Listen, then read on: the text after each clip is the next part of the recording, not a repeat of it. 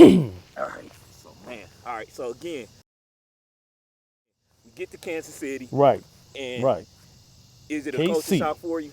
KC, well, What not year really. was it? I had been in Kansas already, Fort Riley, Kansas. Now Okay. Yep. Kansas City is a different, it's only about 2.5 hours away. Um, the reason I wound up here in Kansas City, this part, was that when I got out, well, my wife was pregnant.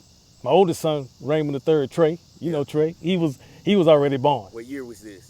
That he was born. What year? Yeah, that y'all in Kansas City and she was pregnant with him. Oh, well, she was Oh, wait, pregnant with he was before. already born. She Okay. she was pregnant with the young bull. Okay. My middle son, Vontrell. Uh huh. She was pregnant with him while I was still in. And what happened? I got orders to go to Korea. They wanted me to go to Korea, and that would mean I would have to leave for a year, leave my family again. I've been to 3 combat zones, so I got over 3 years of being in combat total. Mm-hmm. So every time I went, my wife, I had to abandon my wife. But we didn't have any children at first. It took me 10 years before I could have my first son because I was gone all the time. And so, now that she had my first son, Raymond the third, then Vontrell, young bull, comes. She's pregnant with him. Mm-hmm. At the same time, I lost my brother. That's the time I lost my brother, while she was pregnant with Vontrell Where were you at the time this in happened? Fort Riley. I was in Fort Riley. How did it make you feel? I mean, it's your brother, Yeah, and yeah. you not there. Hurt me, brother. The way that situation went down, man, it hurt me. I got a call about 4 in the morning, and from a friend of mine. He said, "Man, bro, Ray, what you doing, man?" I said, "Man, it's 4 o'clock in the morning. What you think?" "I'm sleeping, man." "Bro, I got some bad news." I said, "What?" "Man, Lance just got shot." I said, "What?" And I went off because, like I told you earlier, man, I practically raised my brothers like I'm their father. I've been taking care of them pretty much. Even when I was in the military and I got housing, I brought them to come live with me. But, when I had to go, they had to go back. You know what I'm saying? So, matter of fact, he had just came see me. He was with me for about a couple of months, and then he went back because, he had his girlfriend out there. So Mm-hmm. he went back to Louisiana. And I got the call that he was shot. So I said, "What?" I'm all emotional about it, man, because, me and my brother's real tight. Mm-hmm. And I said, "Well, I'm on the next thing smoking." I got there the next day.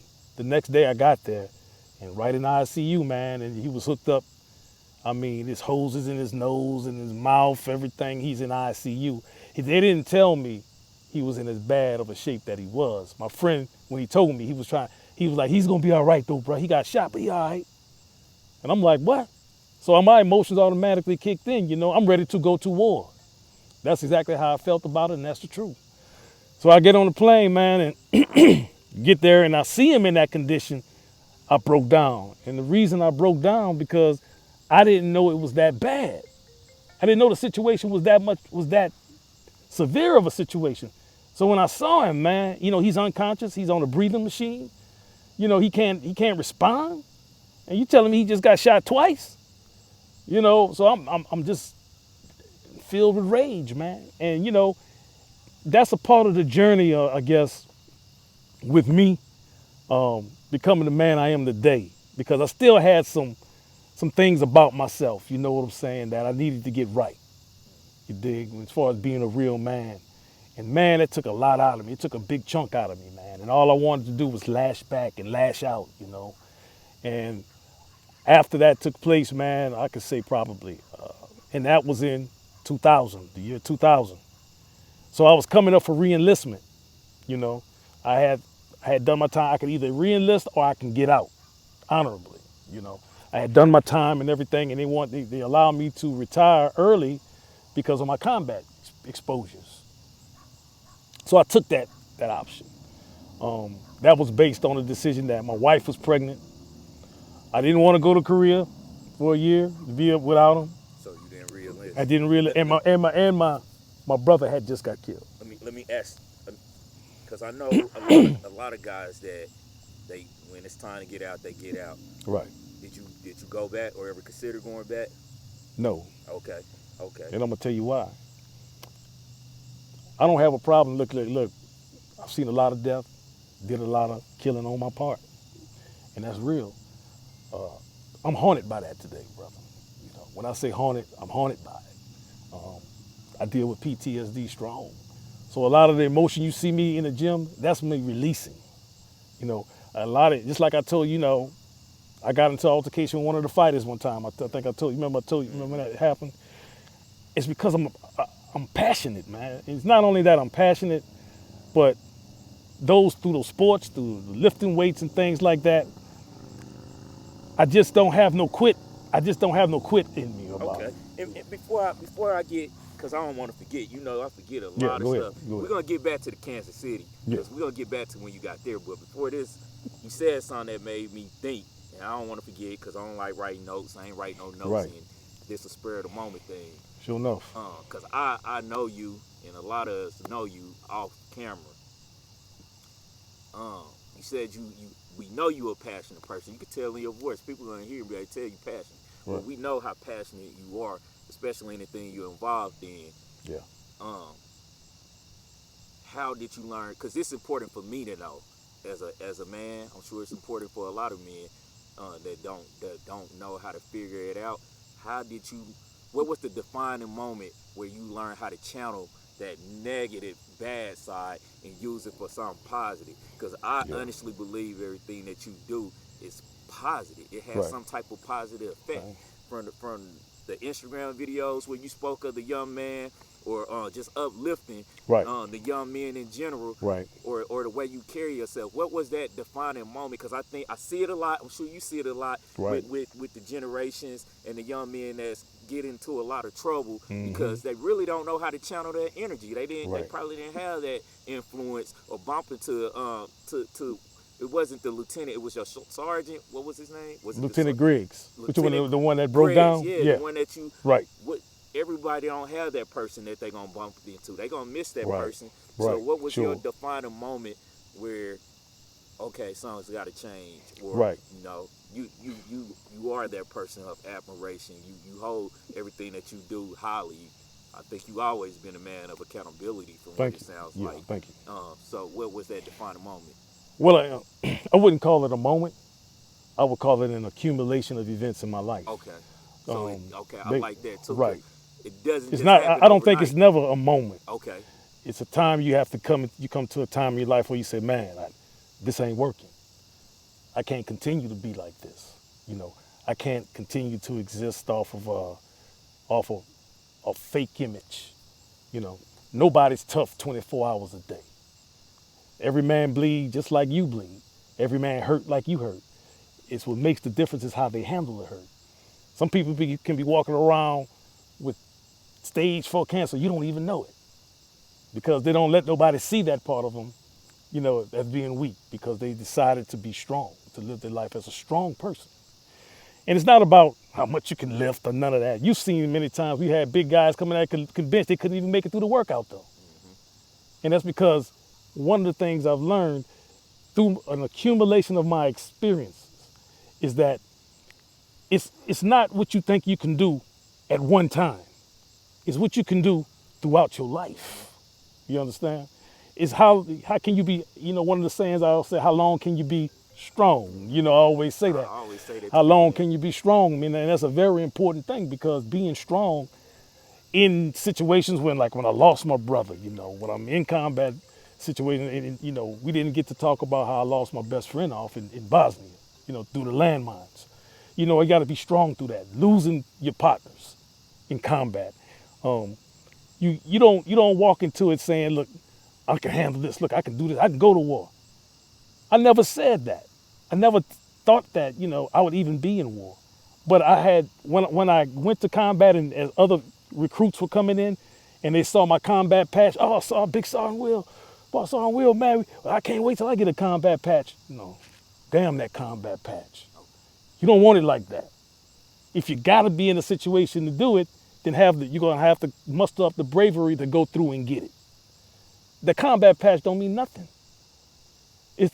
When I look and see on the right arm my combat patch, I see everybody I lost. That's what I see. And I tell any young brother out here, you're gonna deal with situations concerning fear. You gotta be a man about it. It's not always being physical, but it's being mental and having a spiritual connection. That's another thing that brought me to where I am. I didn't have a spiritual connection. I just was living off of me. Just living off of me.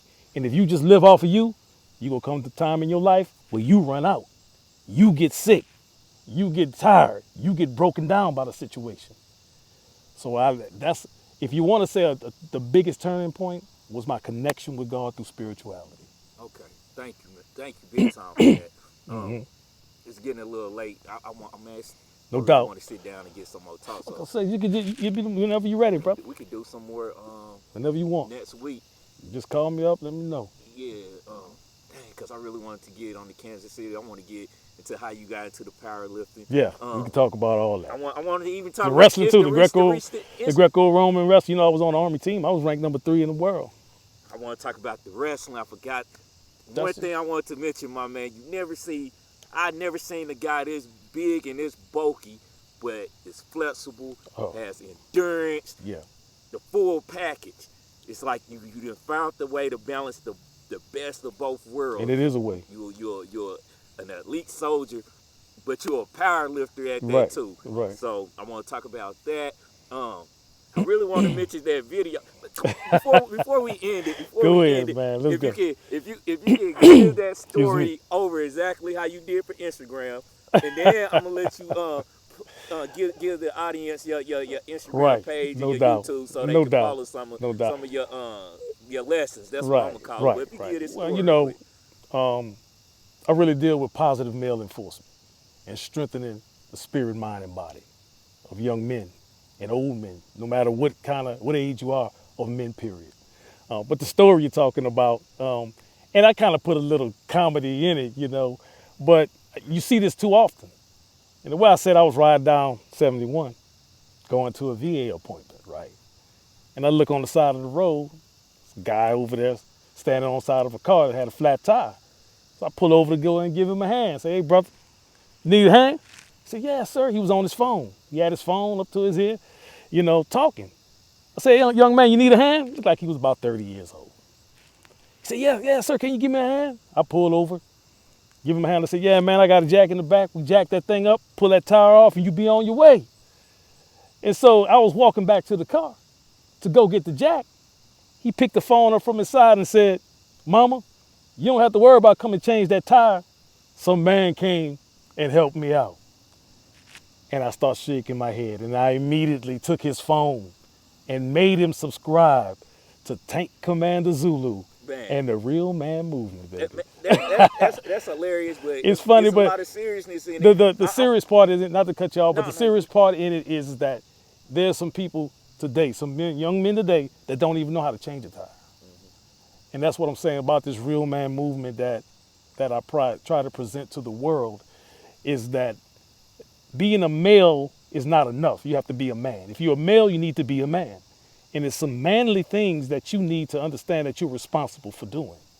And I'm just using changing the tire for one, but there's many, many different things. Too often you see. And I don't want to drag the video out too long, but man, I gotta ask. Now I gotta ask, how does that make you feel when you see our young men that's like that? You know, me, I came up here when I was 12, turning 13. Right. You know, my father is from Mississippi.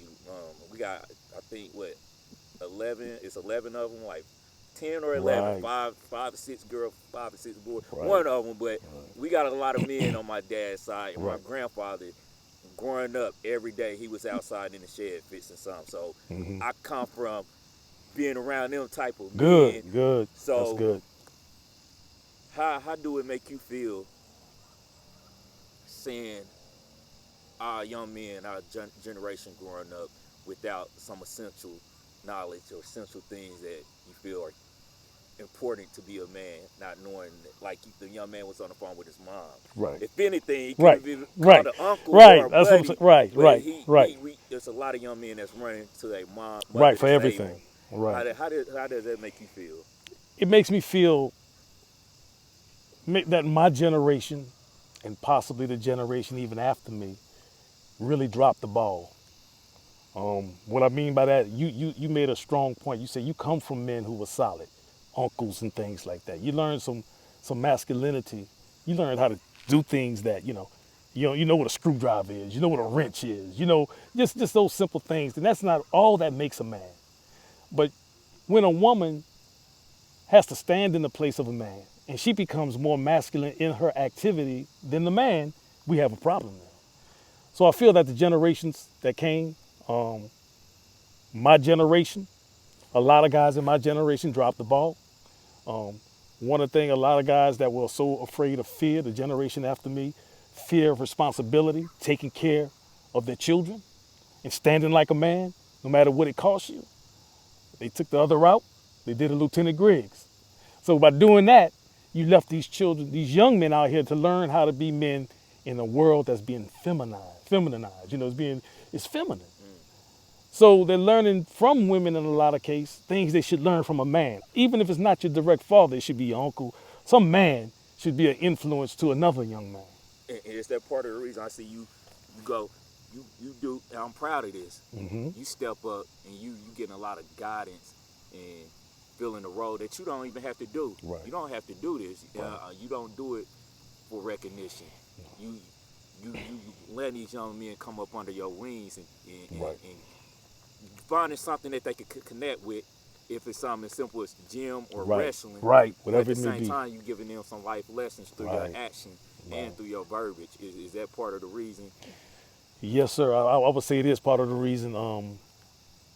I just see in my military experience, my combat experience, I just see a decimation of the character of men today. And it's important to be a man. It's not, being feminized is not acceptable. And we can't just accept that. Some things we let go. Like you might hear me in my video, you wearing too much paint. Men running around with barrettes in their head and ribbons and just feminine type things that you might not think mean something, but they do mean something. Because as you allow one thing to happen and you just laugh at it, then you allow greater things to happen and greater things to happen, and you don't have a man no more. You have a man that's useless. He can't do anything masculine. You know, and that goes from not only, like I said, not only the physical, but the mental and the spiritual. So he'll never know how to stand up in times of trouble like a man, because he run to mama all the time. Mama got the answer. His girlfriend got the answer. Everything in his girlfriend name. Everything in mama name. You can't do nothing without mama. You see, that's something. So I speak to those men. I apologize to the generations that came before you. They did a bad job. But we gonna correct that right now.